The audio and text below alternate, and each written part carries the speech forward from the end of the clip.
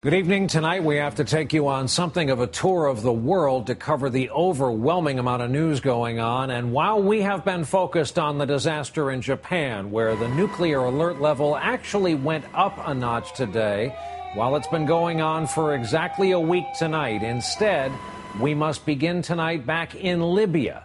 Today, President Obama announced that on top of the two wars the U.S. is fighting, the United States will now take the lead on possible military action in Libya. The UN approved it last night. It started out as a no-fly zone, but has grown into something perhaps bigger, a NATO ultimatum to Gadhafi of Libya that the president says is non-negotiable. Gadhafi declared a ceasefire today, but not all of his people were told about it. So on this busy Friday night, we have correspondents around the world, and we begin with NBC's Andrea Mitchell on what it is the U.S. military is now a part of. Andrea, good evening.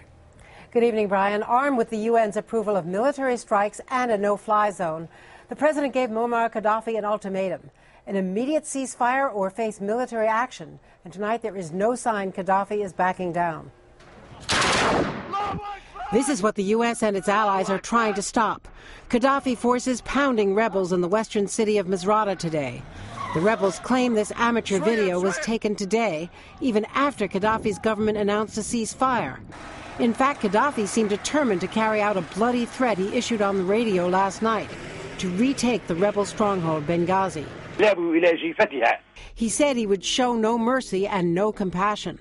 All this prompted a grave commander-in-chief to issue a blunt warning. These terms are not subject to negotiation.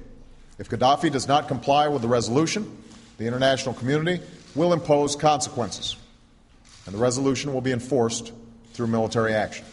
President Obama spoke shortly after briefing 18 congressional leaders, including many wary of yet another military engagement in a third Muslim country. But in Benghazi, rebels cheered last night's UN decision to come to their rescue. I am very happy. Tell me. Gadhafi down? I am very happy. Gadhafi. Maskara Gadhafi. Gadhafi terrorist. As the fighting continues, the president is sending his Secretary of State to Paris to consult again with the allies.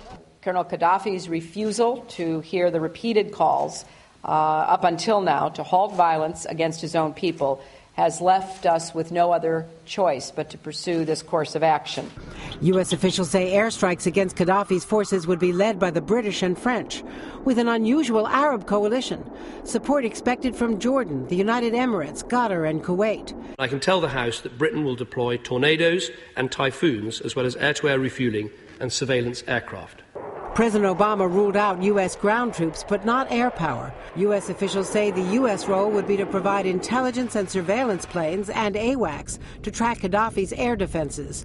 The U.S. would also provide aerial refueling to Allied planes enforcing the no-fly zone. The Navy already has warships in the Mediterranean equipped with cruise missiles and helicopters and 2 nuclear submarines. U.S. officials expect the Saudis and others to help pay for what they see as a short engagement. But they added there will be costs for the U.S. taxpayer. Tonight, Libya claimed it would advance no further on Benghazi, but U.S. officials say Gadhafi forces have continued to shell rebel areas. There is no evidence of a ceasefire. Brian? All right, Andrea Mitchell starting us off in our D.C. newsroom.